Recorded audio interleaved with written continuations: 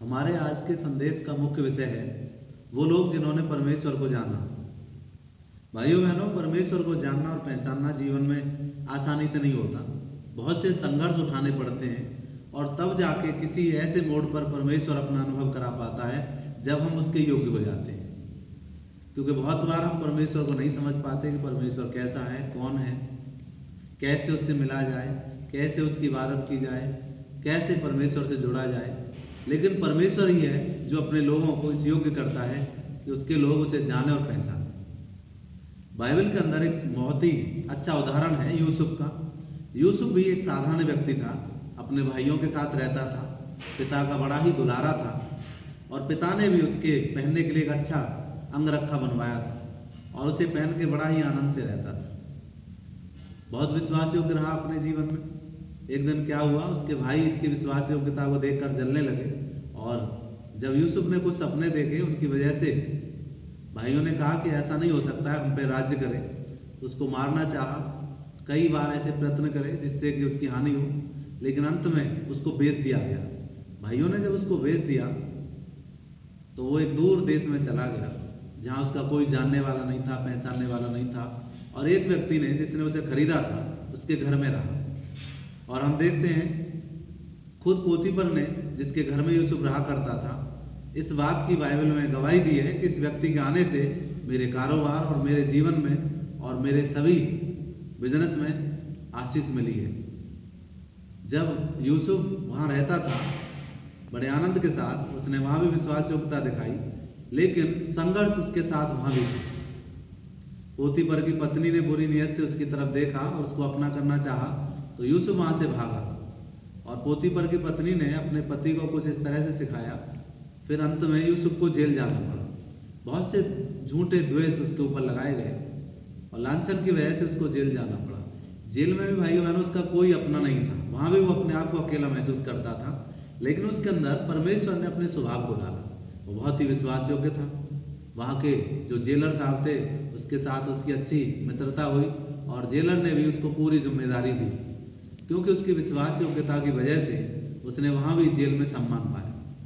एक दिन क्या होता है, जेल में दो व्यक्ति आते हैं जो राजा के खास थे और वो किसी कारणवश जेल में डाले गए। कई दिनों के बाद में वो दोनों उदास बैठे हुए थे और यूसुफ ने आकर देखा कि भाई तुम उदास क्यों हो। तो उन्होंने बताया कि हमने सपने देखे हैं और हमारे सपनों का कोई भेद बताने वाला यहाँ नहीं है, इसीलिए हम दुखी हैं। दोनों व्यक्तियों ने जब अपने सपने बताए तो यूसुफ ने कहा कि परमेश्वर है जो भेद खोलेगा। भाइयों बहनों, जेल में भी उसने परमेश्वर को स्मरण रखा और वहाँ पे प्रभु को महिमा दी।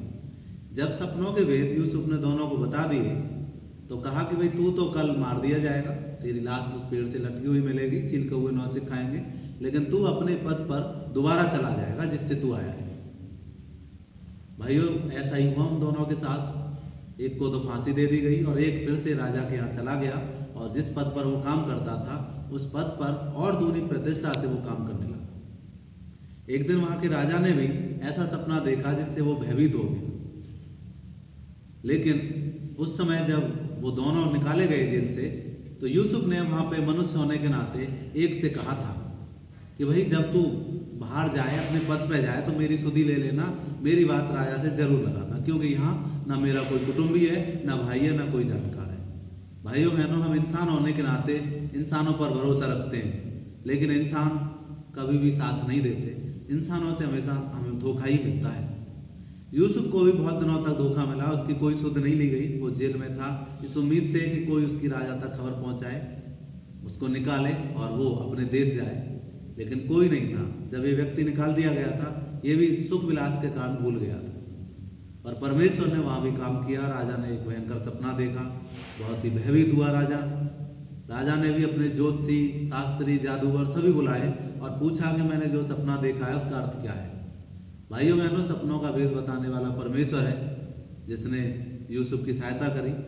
वहाँ कोई भी जादूगर, ज्योतिषी सपनों का भेद नहीं बता पाए। तभी अचानक उस व्यक्ति को याद आया जो जेल से छूटा था और दोबारा अपने पद पे गया था।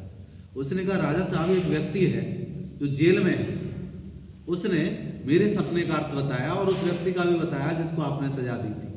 वो तो मारा गया और मैं फिर से पद पे आ गया। उसने बताया जो भेद वो सच हो गया। क्यों ना हम उससे बात करें। भाइयों बहनों, राजा ने उसको बाहर निकलवाया और यूसुफ से बात करी, और राजा ये जान गया कि यूसुफ के जीवन में परमेश्वर की आत्मा रहती है। भाइयों बहनों, यूसुफ को सम्मान मिला, और यूसुफ को ऐसा सम्मान मिला कि वो मिस्र देश का प्रधानमंत्री बन गया। अकेला यूसुफ ही बाइबल में ऐसा गवाह नहीं है। भाइयों बहनों, बाइबल में 3 जवानों के बारे में और हम देखते हैं जिन्होंने परमेश्वर को अपने जीवन में काम करते हुए देखा। ऐसे समय में देखा जब उनको बचाने वाला कोई नहीं था। एक राजा था, उस राजा ने आज्ञा निकलवाई कि कोई भी मेरी बनाई हुई मूर्ति को दंडवत नहीं करेगा तो उसका घर बुरा बना दिया जाएगा। बाइबल में उसका बहुत ही अच्छा उदाहरण है। जब शहनाई बजी, प्रतिष्ठा हुई, सभी लोगों ने दंडवत करी, और वहाँ 3 जवान थे, उन्होंने दंडवत नहीं करी। उनका नाम था शद्रक, मेशक और अबेदनगो। जब उनसे पूछा गया कि भाई तुमने ऐसा क्यों नहीं किया, तो उन्होंने कहा कि राजा, ये जो मूर्ति तूने बनवाई है ये ईश्वर नहीं है। राजा को क्रोध हुआ। राजा ने कहा कि मैं राजा हूँ, मैंने पहले ही आज्ञा दी है कि जो कोई झुककर दंडवत नहीं करेगा वो मार दिया जाएगा। क्या तुमको मालूम नहीं? आग के भट्टों में डाल दिए जाओगे। उन्होंने कहा, राजा साहब हम जानते हैं, लेकिन हमारा परमेश्वर आपके हाथों से हमें छुड़ा सकता है। अगर ना भी छुड़ाए तो हम मरने के लिए तैयार हैं। भाइयों बहनों, वहाँ का राजा क्रोधित हो गया और उनको आग के भट्टों में डलवाया गया। हम देखते हैं अंतिम समय तक जब उनको ले जाया जा रहा था, आग के भट्टों में डाला, तो वहाँ के जो जल्लाद थे उनके बाल झुलस गए, उनकी खालें झुलस गई, लेकिन उनका कुछ नहीं बिगड़ा। जब राजा ने वहाँ देखा कि आग के भट्टे में 3 लोग डलवाए हैं और चौथा और उनके बीच में आ गया, ये कौन है? उसका मुंह परमेश्वर के पुत्र जैसा चमक रहा है। तो भाई बहनों, वो जो राजा था डर गया और उसने कहा, हे शद्रक, मेशक, अबेदनगो, धन्य है तुम्हारा परमेश्वर जिसने तुमको बचा लिया। भाइयों बहनों, परमेश्वर हमें ऐसी घड़ी तक ले जाना चाहता है कि वो अपने अद्भुत काम हमारी जिंदगी में प्रकट करे। पतरस के बारे में आप लोगों ने सुना है, वो कहता था, प्रभु मैं तेरे लिए अपनी जान तक दे दूंगा।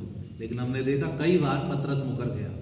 पतरस से प्रभु ने कहा कि तू कल ही मेरा इनकार करेगा मुर्गा की बाग देने से पहले, और ऐसा ही हो गया उसके जीवन में।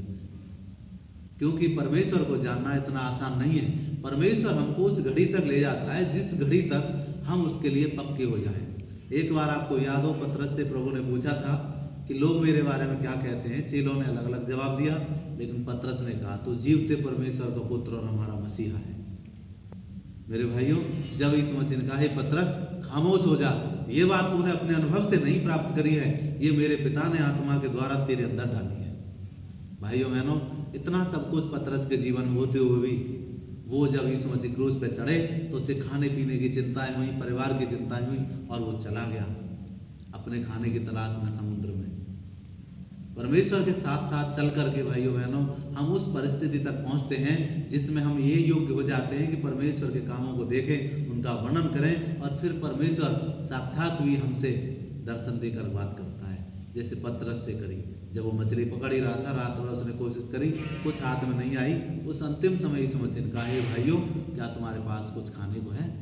जब पतरस ने पहचान लिया यीशु मसीह है, तो पानी में ही वो कूद पड़ा और तैरते हुए किनारे पे आया। तो क्या देखता है? खाना तैयार है। परमेश्वर के पास भाइयों बहनों एक योजना है, वो अपने लोगों को तैयार करता है ताकि वो उस योजना को समझें। जैसे जैसे हम समझते जाते हैं, वैसे वैसे परमेश्वर अपने लोगों पर अपने आप को प्रकट करता जाता है। अब अंत में भाइयों बहनों, संदेश का समय समाप्त हो रहा है। मैं आपसे एक प्रश्न करके छोड़ देता हूँ, क्या आप अपने जीवन में परमेश्वर की उपस्थिति अनुभव करते हैं? अगर आप परमेश्वर के स्वभाव को अपने जीवन में लिए फिरते हैं, तो निश्चय ही परमेश्वर आपके जीवन से वो आश्चर्य कर्म करेगा जिसको देखने के लिए बहुत सी आंखें आज भी लालायित हैं, जिसको पहचानने के लिए बहुत से लोग आज भी आपके पीछे घूमते हैं। क्या ये सचमुच परमेश्वर का जन है? एक समय आएगा भाइयों बहनों, जब परमेश्वर अपने अद्भुत काम आपके जीवन से प्रकट करेगा।